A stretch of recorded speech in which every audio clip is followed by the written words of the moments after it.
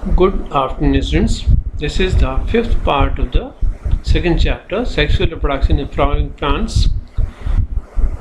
In this part, we'll discuss the 5 topics.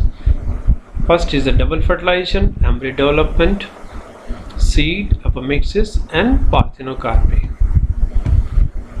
Now, double fertilization. This phenomenon was discovered by S.C. Navashin in 1897 in the Lilium species. This species is similar to that of the onion. During this phenomena, as we have studied earlier, the generative cell in the pollen tube develops 2 male gametes. So during fertilization, one of the male gamete fuses with the egg to form the zygote, and this is called the syngamy. While the other male gamete fuses with the 2 polar nuclei and it forms the endosperm, and which is known as triple fusion. So triple fusion, here the 3 nuclei fuses together, while in the syngamy 2 nuclei fuses together. The structure which is formed after syngamy is the zygote, which is diploid structure, while after the triple fusion the structure formed is endosperm, which is a triploid structure. So these 2 fusion together is known as double fertilization. Syngamy leads to the formation of zygote, which is a diploid structure, develops into an embryo, while the triple fusion leads to the formation of primary endosperm nucleus, PEN, which is a triploid structure, and it develops into the endosperm. Now, significance of the double fertilization. Double fertilization is found only in the angiosperm, not in the gymnosperms or lower plants. Endosperm provides a nutrition to the developing embryo because the endosperm stores the reserve food material. In the reserve food, when the food material is stored in the endosperm, so it is a kind of storage of energy in the endosperm. Suppose there is no fertilization, so no endosperm will be formed, and hence no food will be stored in the endosperm, and hence there will be no wastage of energy. Now, how this endosperm is formed? The primary endosperm cell, which contains a primary endosperm nucleus, it is a triploid structure. It undergoes mitotic division, cell mitotic division, and it forms the endosperm, which is a triploid structure. This endosperm stores the food which is utilized by the developing embryo. Now, in certain cases, the endosperm may be of different types. There is one free nuclear type endosperm, free nuclear endosperm. In this case, the nuclear division are not followed by the wall formation, so many nuclei float in the cytoplasm, as in the case of the coconut. So coconut milk is a liquid endosperm, which we also known as a coconut milk, and this milk contains many nuclei with the stored food material in the form of the liquid. While in other type, there is a cellular type where the cytokinesis is followed by the cell wall formation. So cellular type endosperm is found, for example, in Petunia and Dhatura, while there is a halobial type, or the third type of the endosperm, where the initial cell division is followed by the cell wall formation, but subsequent divisions are not free nuclear type. This endosperm which is formed may be either completely consumed by the developing embryo, for example a pea and groundnut and bean etc., which is a dicot plants.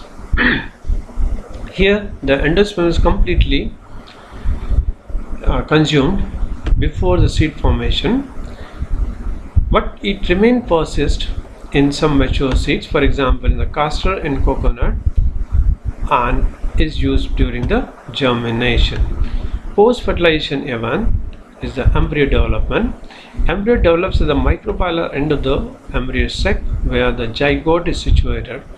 The zygote develops into the proembryo and subsequently into the globular and heart-shaped mature embryo. Let us look at the structure of the how the embryo is formed. So this is the complete embryo sac. Here this end is a micropylar end, while this end is the chalazal end. In the micropylar end, the egg which get fertilization, after the fertilization converts into the zygote, and this is the central cell. After the triple fusion, this central cell is known as primary endosperm cell and develops into the endosperm, and the nucleus which is the result of the triple fusion is known as primary endosperm nucleus, which is a triploid structure. As the double fertilization has taken place, the opposite cells present in the chalazal end known as antipodal cell, they start degenerating. The zygote undergo mitotic division. So this is the proembryo, and proembryo initially forms the suspensor, a sequence of the cells which is known as suspensor, and the terminal cells, they keep on dividing in a particular fashion to form a structure called the globular embryo. Later this embryo takes the shape of the heart, so it is called the heart-shaped embryo. Finally, in a mature embryo, we'll find the suspensor which is present at the micropylar end. Towards the micropylar end, there's a radicle, and here this portion is called the hypocortile, and this is a plumule above which is the around which the structure is called the epicortile, where the two cotyledons are present. Now, if you look at the structure of the embryo, a typical dicotyledonous embryo consists of a embryonal axis and two cotyledons.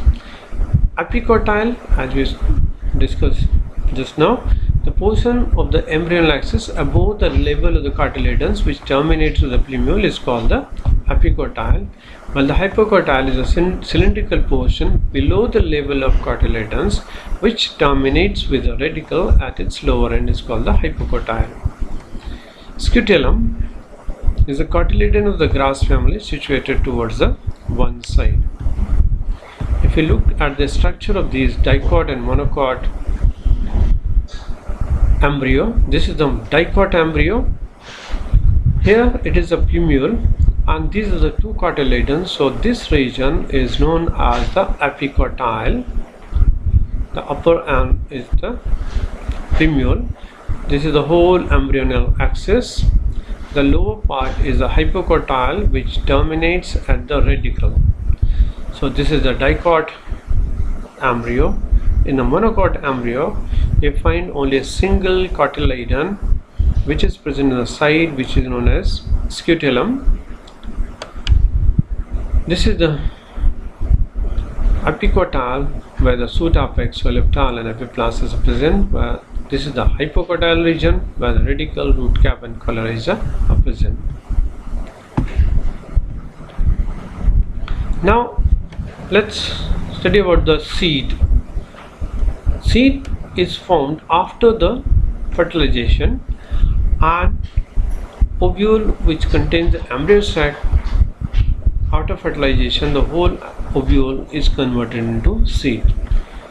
After fertilization, ovule develop into seeds while the ovary develops into the fruit. Petals, sepals, style and stigma fall off just after the fertilization. As soon as the fertilization is over, these structures they fall off. The outer integument becomes a hard and forms a testa.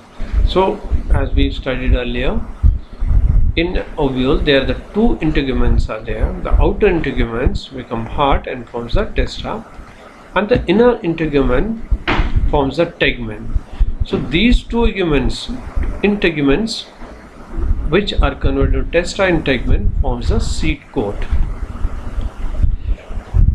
Nucellus, from where the embryo sac has developed, is used up during the embryo development in most of the seeds, but in some seeds we will find some part of the nucellus is left out, and this residual persistent nucellus is called the perisperm in some seeds like the black pepper and beet. Albuminous seeds are those seeds which retain the part of the endosperm. Beets, rice, maize and barley, these are the seeds of monocot plants, and we'll find the whose endosperm is present, which retain the stored food material. But in some case, in dicot seeds, the seeds in which the no residual endosperm exists completely used up during embryo development are called the non-albuminous seeds. For example, pea and groundnuts. These are the dicot plants seeds. So in these seeds, the endosperm is completely utilized, and we do not find the endosperm here in a mature seed. So we'll look at the monocot seed, that is of maize seed. The outermost layer, it is the fruit wall plus seed coat, while the inner to these wall is the aileron layer. This aileron layer is rich in the protein layer. If you look at the rice seeds also contain a red layer, which is the aileron layer, and this red layer also besides the protein, it also contains the vitamin B12. But generally during the polishing, the red layer of the rice grains are removed, and we are left with the white endosperm only in the case of rice. So we eat the endosperm of the rice seed only. So in this maize seed, so this is the endosperm, large part. This is the scutellum, the single cotyledon, and this is the hypocotyl region where the plumule and coleoptile is present, epicotyl region, and this is the hypocotyl region where the radicle and coleorhiza are present. So two fruits are the fruits which develop from the ovary only. The false fruits which develop from the flower part other than the ovary. For example, apple, it develops from the thalamus. If we eat the thalamus, we are just eating the thalamus only, not the part of ovary. Athenocarpic seeds are formed without fertilization and pollination. No pollination takes place and no fertilization takes place. Still, the fruits are formed. These fruits are called the parthenocarpic fruits, and since there is no fertilization, therefore no seeds are found, and if seeds are found, these are non-viable seeds, that is, they are not able to germinate. For example, in the case of the banana, if you eat the banana, we will not find any seed, and sometimes we find the seeds in the banana, but these seeds will not germinate to produce the banana plant. Parthenocarpy can be induced by the auxin, indole butyric acid, to 2,4-naphthoacetic acid, 2,4-dichlorophenoxyacetic acid, or 2,4-D. These are all plant hormones or phytohormones. They can induce the parthenocopy. If these hormones are placed over the stigma before the pollination, the parthenocarpic fruits are formed. Seed viability. Seed viability, the period for which the seed remain alive and maintain its capability to germination, is called the seed viability. When seeds get separated from the parent plant, it falls on the certain habitat. If the habitat has the suitable condition, it may germinate and the seed may remain alive till the favorable conditions appear. So till then the seed remain alive, and this period for which the seed remain alive is called the seed viability. It is different for the different plants. For example, in the case of the rajma seeds, if you keep the rajma seeds without moisture, it may remain it will remain alive for the 100 years. So viability for the rajma seed is 100 years. But in the case of the date palm, the viability is for the 2000 years, and in the another plant, lupin, that is Lupinus atticus, the viability was found around 10,000 years. This seeds of this plant was excavated under the earth crust, and when they are allowed to germinate, they germinated after the 10,000 years.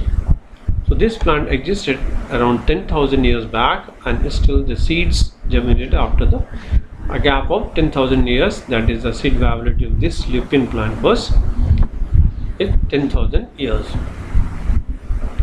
Now, significance of seeds have the better adaptation strategy for the dispersal of the new habitat. Seeds have sufficient food reserves to nourish the young seedlings. The hard seed coat protects young embryo. The seed generate new genetic recombination due to the sexual reproduction. So seeds have certain significance, which help the farmers to develop the new plants. So agriculture is possible only due to the seeds. If there would have been no seeds in the plants, then agriculture would have been not possible. We could not produce the crop plants. Apomixis is a form of the asexual reproduction that mimics the sexual reproduction, where the seeds are found without fertilization. So apomixis is a process of asexual reproduction. Actually, it is a process of asexual reproduction, but here the seeds are formed and it is found without fertilization. Hence, these are called the apomixis. But these seeds are viable seeds and they are able to germinate. That's why it is called the apomixis. It differs from the parthenocarpy. In the parthenocarpy, seeds are not found, but that are also found without fertilization. Here also the seeds are found without fertilization, but here the seeds are viable, that is, they are able to germinate. For example, in the case of the Asteraceae and grasses, apomixis can take place in two ways.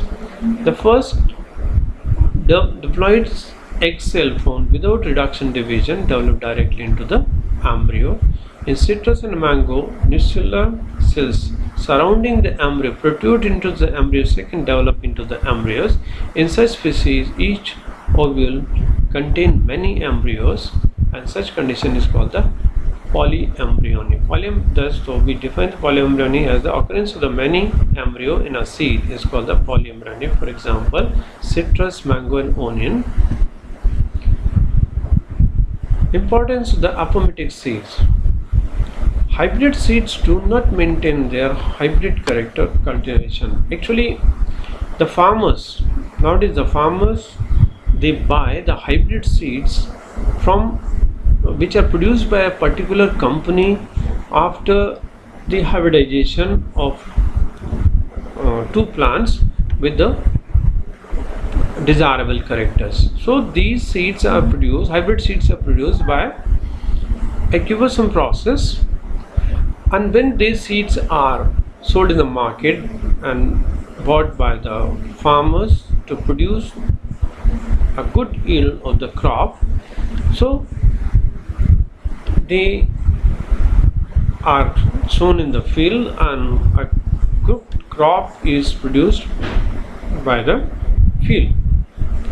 But if farmers try to keep these seeds next year, for the next year the same seed may not give the same type of production, because after next year the seeds will be formed after the sexual reproduction, and during the sexual reproduction there will be segregation of characters, and the hybrid seeds in the next year will not maintain their same characteristics. So if seeds are cultivated apoptotically, there is no segregation of characters, no meiosis will take place, and then the farmers will need not to buy the new hybrid seeds every year. So that is all for today. Thank you.